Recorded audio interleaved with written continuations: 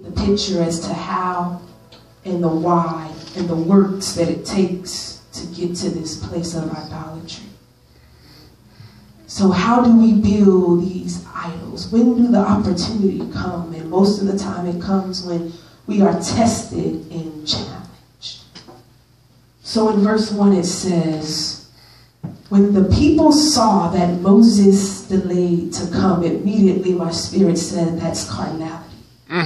When the people saw with their natural eyes, not with their spiritual eyes, because if they were looking with their spiritual eyes, they will understand that Moses was on top of the mountain getting instructions from the Father. But when the people look with their carnality, with their natural eyes, they saw Moses and they said that he was delayed to come from the mountain.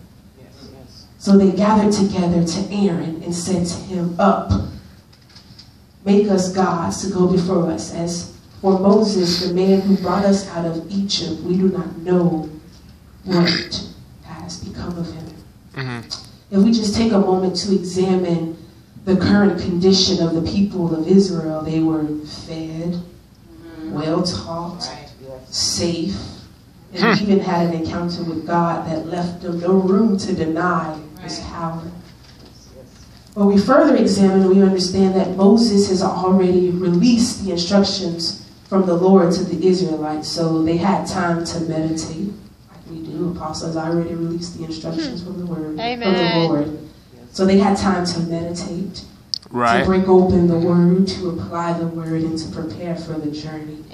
Instead, they murmured, complained, and developed ways to break out of the law that was already established. So they utilized an atmosphere created to grow and prepare them as a ground to rebel because they were uncomfortable.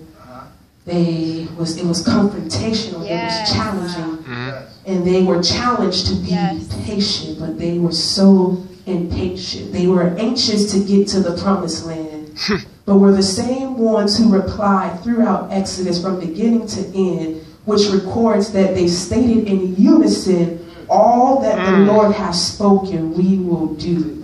Sounds like us. As the people of God, some of ourselves are guilty of the same immorality. We said, "Father, what you have spoken, I will follow." I believe it, but we sometimes find ourselves just like the children of Israel, impatient.